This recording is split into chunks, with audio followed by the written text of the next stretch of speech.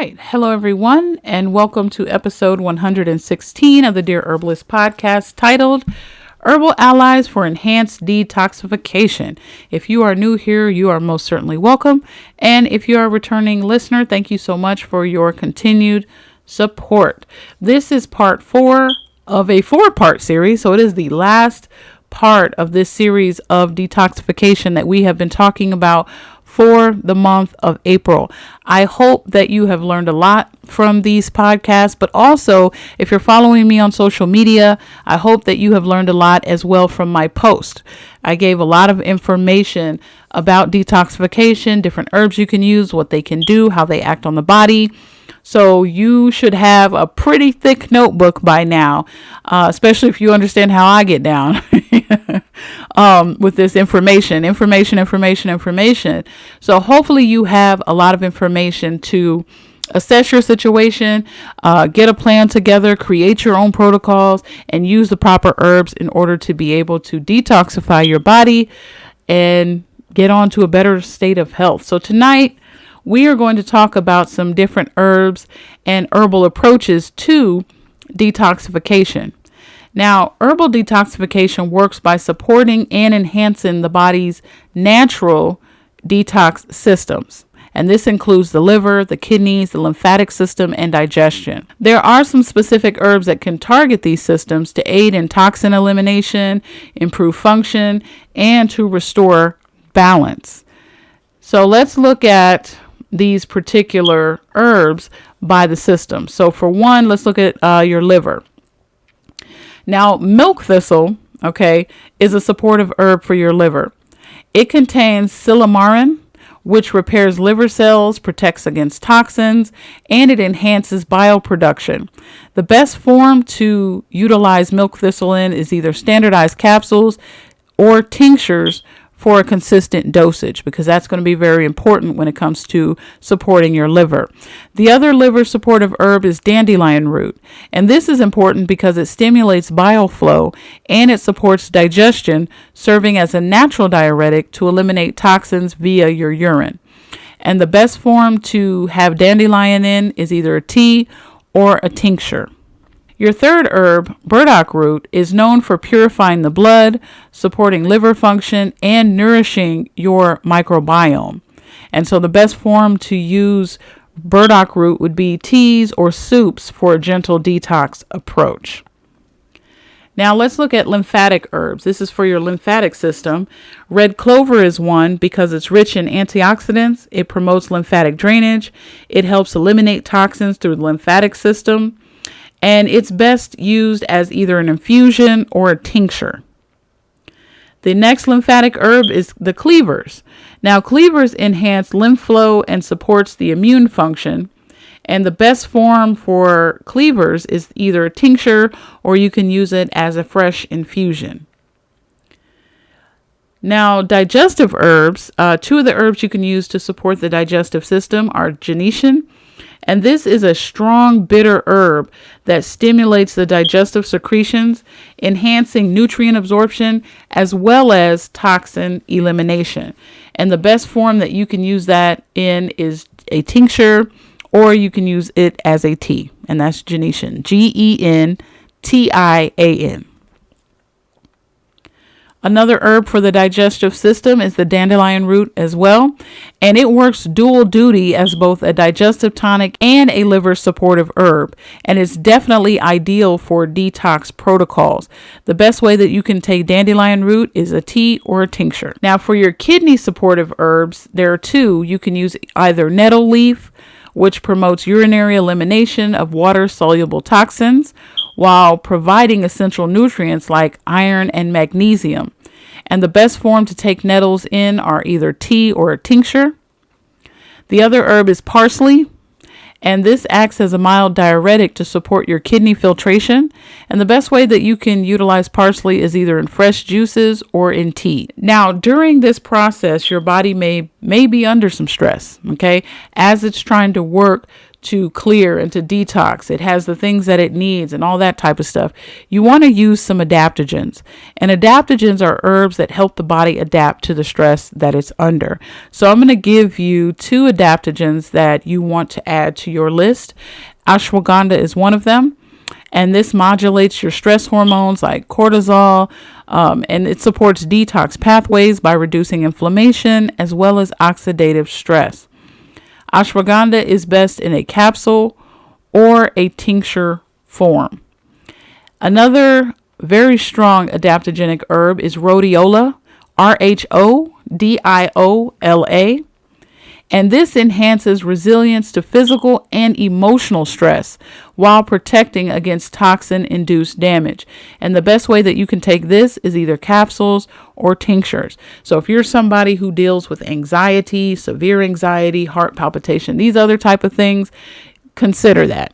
Consider an adaptogen, consider rhodiola, consider ashwagandha, and add that to your protocol. Now let's look at some herbal tinctures for detoxification. Tinctures are actually one of my favorites. I'm just going to be honest. One of my favorite forms to administer my herbal remedies is through tinctures. I just love tinctures. And they are an excellent way to deliver a concentrated herbal benefit directly to your bloodstream, thus supporting your detox process more effectively. So some key considerations if you are using herbal tinctures for detoxification are 1, timing and dosage. So always start with small doses. That's like 15 to 30 drops, and then gradually increase based on the individual's tolerance. Okay. And you want to use the tinctures before meals so that way they can stimulate your digestion. Number 2, the herb quality and the sourcing. So you want to, if you can, always opt for organic or wild-crafted herbs to avoid pesticide contamination, and you want to make sure that you have the highest potency. How do you know the best way to ensure that is to, guess what? Go out there, find it, pick it in its right season at the right time of day. That's the best way you're going to know, to be honest. Or find a trusted source, okay? And then number 3, individual constitution. So you want to consider the person's individual constitution and tailor your herbal formulations to that person's individual needs. So for example, use gentian for sluggish digestion or milk thistle for liver support. Let's talk about chlorophyll for detoxification and providing oxygen to the body. Chlorophyll is considered liquid sunshine. All right. It's like an internal deodorizer as well. That's one of the benefits of chlorophyll because it has a very powerful ability to bind to toxins, enhance oxygenation, meaning a lot of the oxygen to get to the body, and provide antioxidant protection during your detox. Okay. So you want to add chlorophyll to your detox program. Now, again, the benefits are that it binds to your intestinal toxins, preventing their absorption into your bloodstream. It supports liver function by stimulating bile production and reducing oxidative stress. It also improves cellular oxygenation by aiding energy production during detox protocols. So liquid chlorophyll is a very, very powerful, powerful thing to add to your detox program. So what you want to do is you want to add liquid chlorophyll drops to either some water or smoothies for daily detox support. And the typical dosage is around 50 to 100 milligrams a day. Now let's look at creating an integrated herbal detoxification protocol. An effective detox protocol should definitely incorporate herbs alongside lifestyle practices for holistic support. You cannot just shove a herb in your mouth and continue to eat the way you're eating, continue to think toxic thoughts, continue to have toxic environment. I mean, again, there is no quick fix. I can't say it fast enough. I can't say it slow enough. I can't say it often enough. There is no quick fix. There is no way to kind of work around it. You know, can I have this type of sugar versus this type of sugar? None. No. Okay.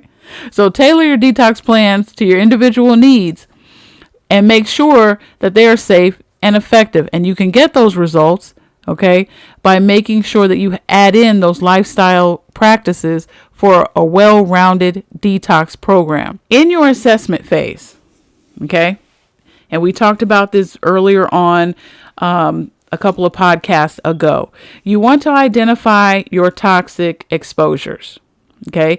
During this phase, you don't want to, take any herbs right now because you're just trying to identify where is the toxic loads. All right. And also you want to take a health history and review it. Now, phase 2 is your preparation phase. This is where you want to reduce your toxin intake. You want to consume herbs like milk thistle and dandelion, and you want to eliminate caffeine and alcohol. Let's combine all of the information of the last 4 podcasts and talk about phase by phase detox support. So during the assessment phase, your main focus should be on identifying toxic exposures, and you want to review your health history.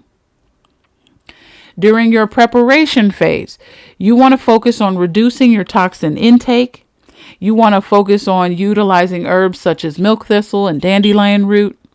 And you want to eliminate caffeine and alcohol. During your active support phase, you want to focus on enhancing your detox pathways. And herbs that you can utilize for that are burdock root and red clover, as well as nettles or nettle. And you want to, during this active support phase, of the detox, you want to look at a simplified diet. And then the 4th phase, which is the rebalancing phase of your detox protocol, you want to focus on restoring digestive health. How do you do that? You want to gradually reintroduce food. And again, monitor for any type of changes or allergic reactions, sensitivities, these type of things. And some herbs that you can use for that are gentian or parsley. And gentian, again, is Gentian. So that is the phase by phase detox support protocol that you can use to help get yourself balanced, and clean in a very safe and effective way. In closing, detoxification is really about supporting the body's natural cleansing abilities through a balanced, mindful approach, not extreme measures. Incorporating herbal allies along with healthy lifestyle choices can actually optimize detoxification while preserving your vital energy, because you still need that throughout the day. Some key takeaways for us as herbalists or herbalists out there is that you want to focus on gentle herbs like milk thistle and dandelion root that support the liver and the digestive health. You want to avoid aggressive cleansing methods that could overburden the detox organs, such as harsh laxatives or extreme fasting.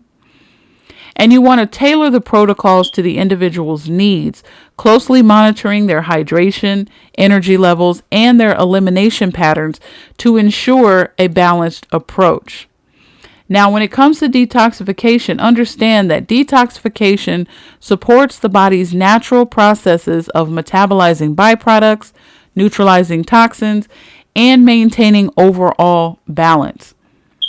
A fun fact that I gave you earlier on in a couple podcasts back is that the term detox gained popularity really in the 1970s, but detox practices like fasting and herbal remedies have been used for centuries from various cultures all over the world. Detoxification, like I said before, involves biotransformation through liver processing, elimination,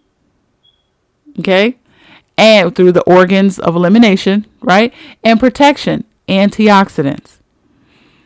A well-rounded detox approach should always be gentle and supportive.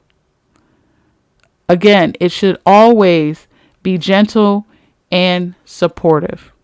So I hope that this podcast series has really been a blessing to your soul. I hope that you have a lot of information. You've written a lot of information down.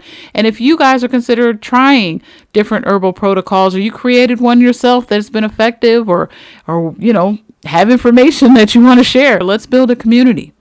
Reach out to me on all my social media sites, comment down below. Definitely do that. I'm always interested in hearing from you and reading your comments and seeing how you guys are doing on your detox processes or protocols this spring. And If you like what you heard, please like, share, and subscribe. Follow me on all of my social media sites at The Demystified Herbalist. And until next time, family, I'm out.